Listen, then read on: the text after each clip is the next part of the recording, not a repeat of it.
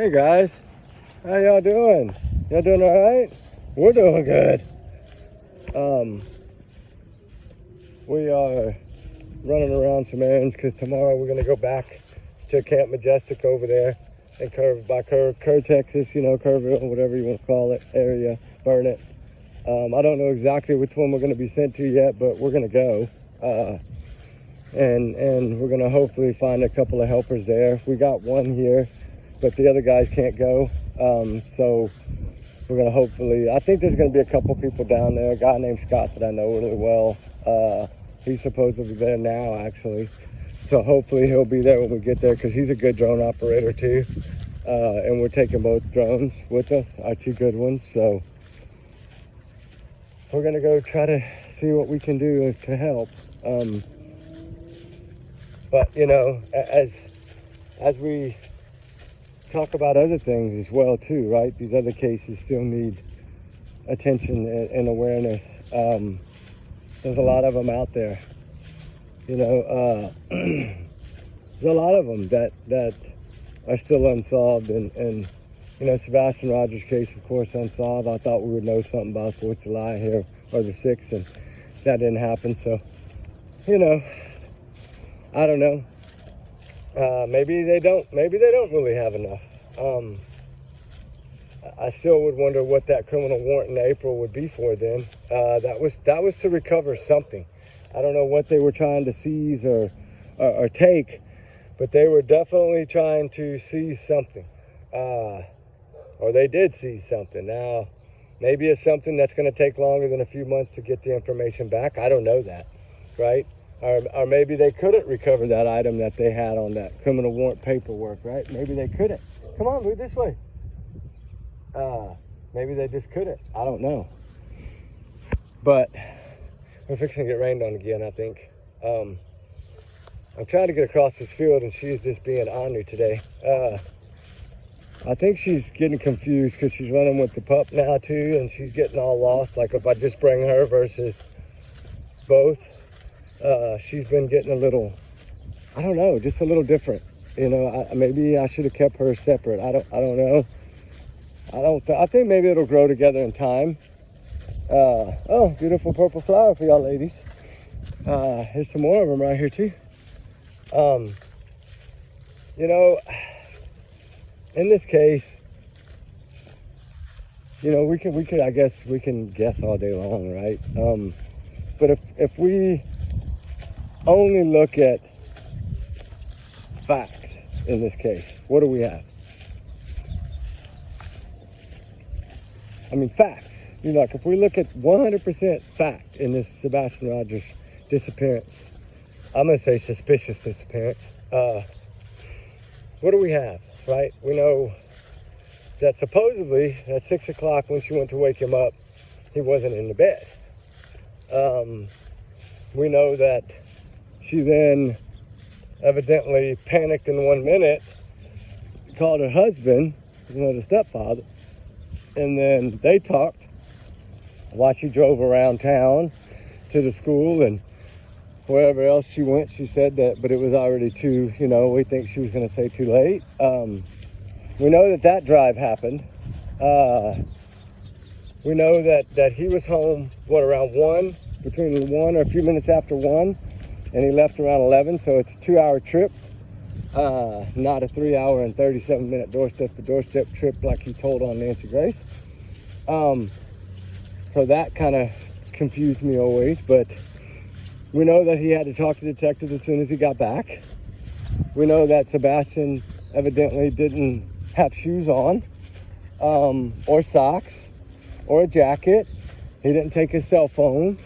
He didn't take his backpack. He didn't take a Wii. He didn't even take a snack. For a kid that eats a house and home, they say, he sure didn't even take a snack with him. That's kind of weird, right?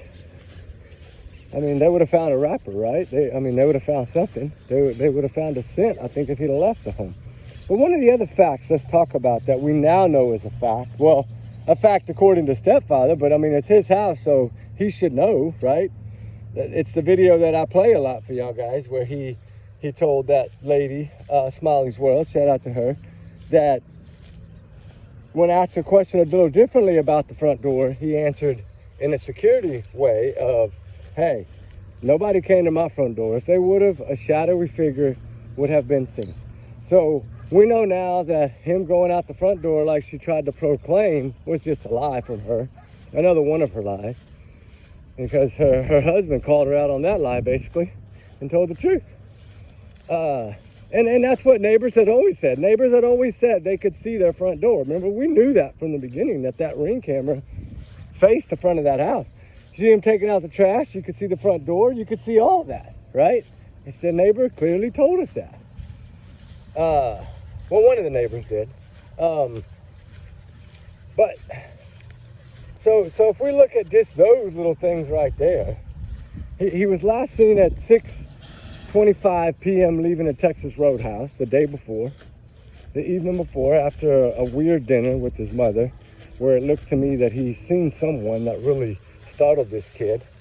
And I think he's seen him again outside, and it startled him again.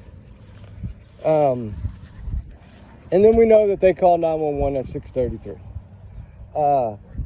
And that's when everything began, because that's when we started learning about different things, like the message she sent out to the Facebook group that morning, which she didn't say Sebastian's name in it, but she was worried about cameras, and proof of where he had gone.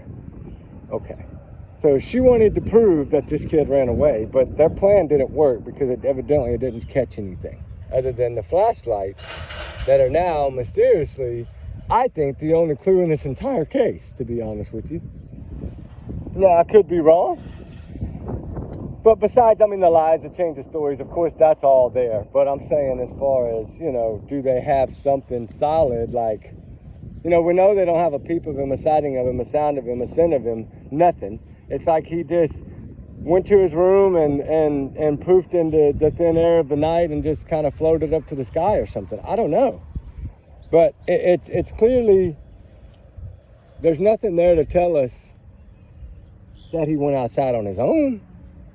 Even law enforcement, and remember in the beginning, they said they don't have any proof that this child left the home on his own. Remember that. People are forgetting about that. They did tell us that. And I don't know if that was their hunch or what, but they did tell us that. And another thing that really bothers me about this case, that I've always wondered what was the reasoning. If y'all remember a couple of weeks in, I think maybe, I don't know, it could have been as long as a month in. Because it was after they had talked to Chronicles of Olivia and a lot of the other places. But you remember when they randomly just showed up at that house and like went through with a team of people, and like just randomly everybody's like, oh my God, the FBI raiding that house. You remember that little raid thing that happened? Whatever happened with that? What was the outcome? What was the reasoning for that? Will we ever know? I don't know. Somebody knows.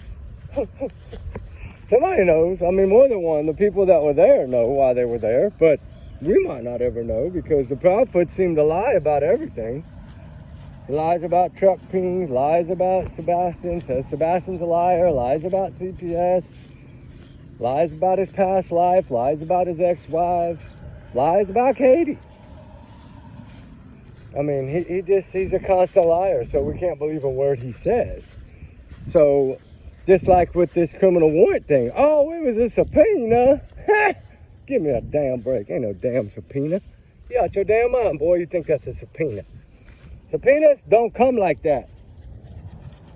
They do not come like that. People throwing trash all in there, Ruby. That's so mean.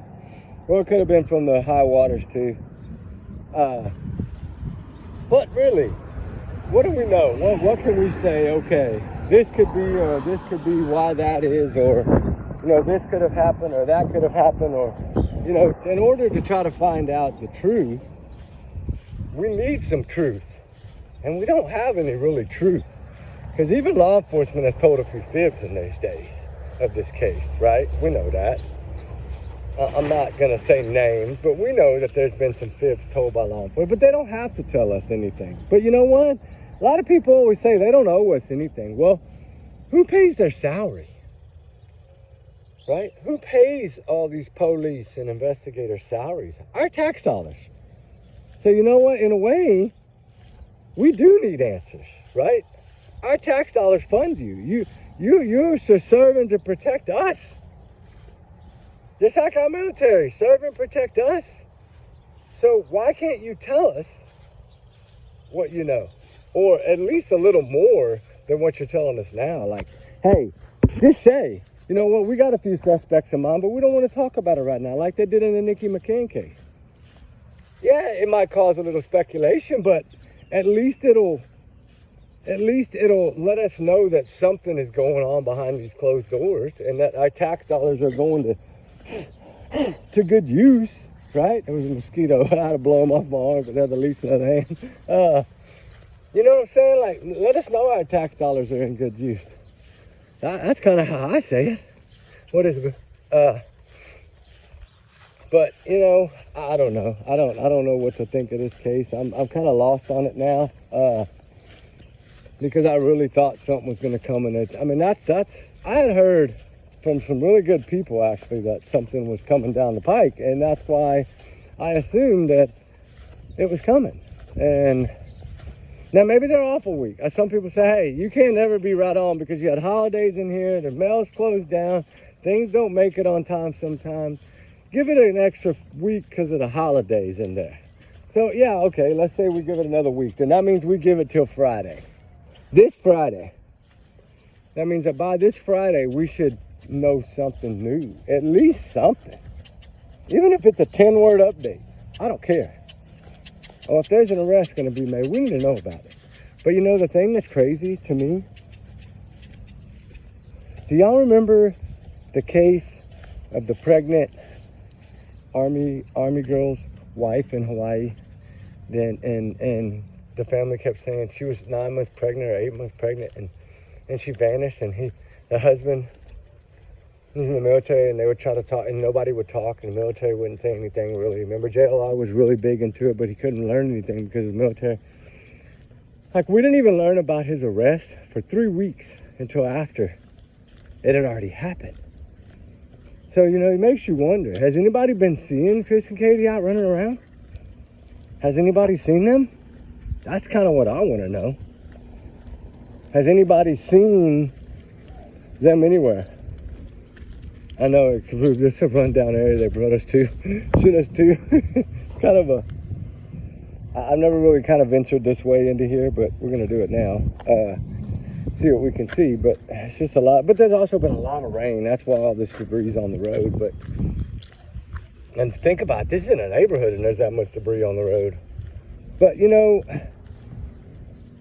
I don't know. I'm just so confused at why we don't know anything more than what we know after all of this time. You're talking a long time has gone by. I mean, evidently this is going to be colder than cold and stay that way for a long time. Or they got a little something they're sitting on, which they've always told us they had things they were sitting on. We've just never got to know what they are. They can't tell us what they are because it could affect the investigation. Remember, that's what he clearly told us. That came from Eric Craddock himself. So they're holding something in there. And I think that video would have been held close to the vest too. I think him saying it had no relevance at the time was just to get people away from it. I do believe that. Because he did end it with, I'm not going to tell you what it is.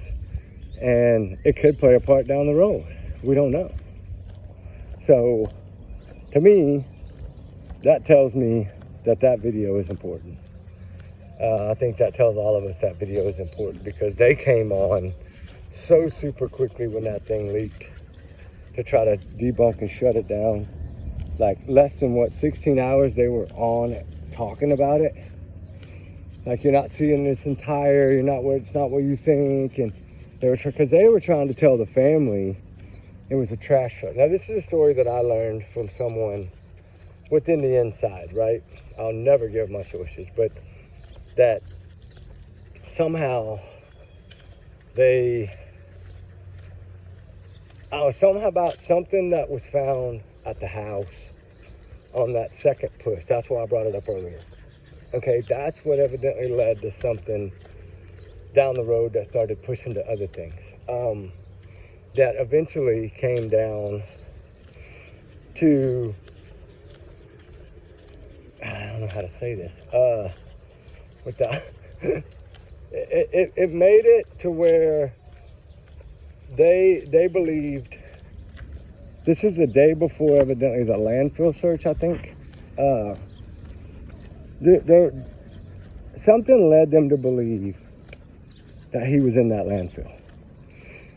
Now, what they gathered to lead them to that, I really don't know. But something had to have.